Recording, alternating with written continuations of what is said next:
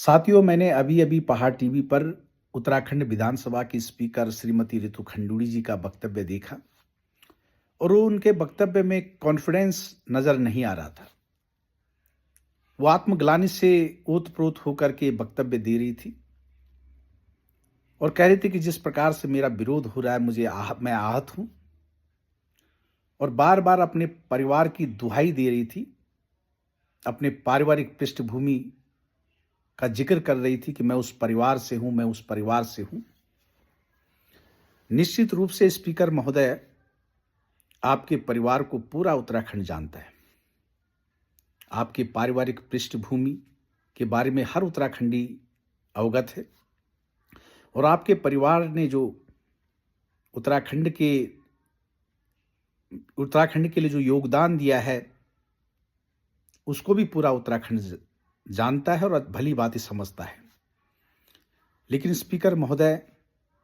उत्तराखंड ने भी आपके परिवार को बहुत स्नेह और सम्मान दिया है। ताली एक हाथ से नहीं बजती। चाहे आपके परिवार के लोग भारतीय जनता पार्टी में रहे हों और चाहे कांग्रेस में रहे हों, हमेशा उत्तराखंड की जनता ने आपके परिवार को स्नेह और सम्मान दिया। और जिस परिवार की आप दुहाई दे रहे हैं, निश्चित रूप से आप पे और ज्यादा जिम्मेदारी थी, क्योंकि आपके नाना जी हिमालय पुत्र हेमती नंदन बहुगुणा कहा करते थे कि हिमालय टूट सकता है लेकिन हिमालय झुक नहीं सकता। उत्तराखंड की जनता आपसे यही अपेक्षा कर रही थी कि जब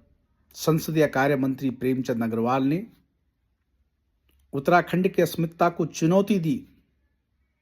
और कहा कि क्या ये साले,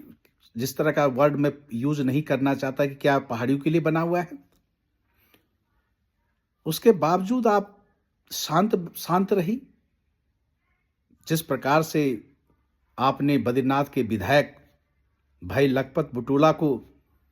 जो पहाड़ की अस्मिता की बात उठाना चाहता था, पहाड़ के स्वाभिमान को लेकर के विधानसभा में मुद्दा रखना चाहता था, आपने जिस प्रकार से उनको डपटा, जिस प्रकार से उनको हड़काया, पूरे उत्तराखंड की जनता ने देखा। और जिस प्रकार से आपने कहा उनसे कि ये राजनीति का अड्डा नहीं, ये भाषणबाजी का अड्डा नहीं, तो क्या स्पीकर महोदय, क्या ये गाली देने के लिए अड्डा बना हुआ है? ये पहाड़ियों को गाली देने के लिए अड्डा बना हुआ है? आपसे लोग इसलिए भी ज्यादा नाराज हैं क्योंकि आप उस परिवार की पारिवारिक पृष्ठभूमि आपकी उस परिवार से है कि जिस पे लोग गर्व करते थे कि आप निश्चित रूप से प्रेमचंद अग्रवाल को डांट डपटेंगी, लेकिन आप अब उनकी अपेक्षाओं पे खरी नहीं उतरी, इसलिए आपके प्रति लोगों का ज्यादा आक्रोश है। जहां तक आप बार बार संसदीय प्रणाली की दुहाई दे रही थी कि मैं एक स्पीकर थी, मेरी गरिमा है, और बार बार अपने पद की गरिमा की बात कर रही थी,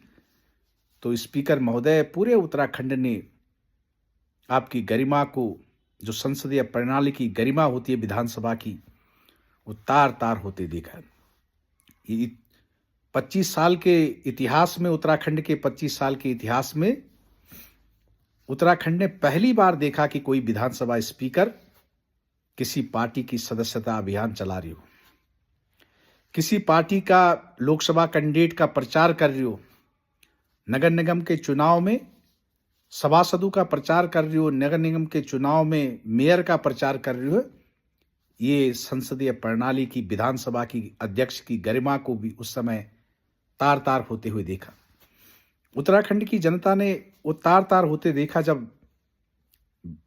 आपने अपने जो पर्सनल खर्चे, साड़ियों के बिल, विधानसभा के खर्चे से, विधानसभा उत्तराखंड की विधानसभा से खर्चे बिल कटवाए थे, वो भी उत्तराखंड की जनता ने देखा। उत्तराखंड की जनता ने ये भी देखा कि 2.5 साल से आपके सामने एक निर्दलीय विधायक, उनके सदस्यता का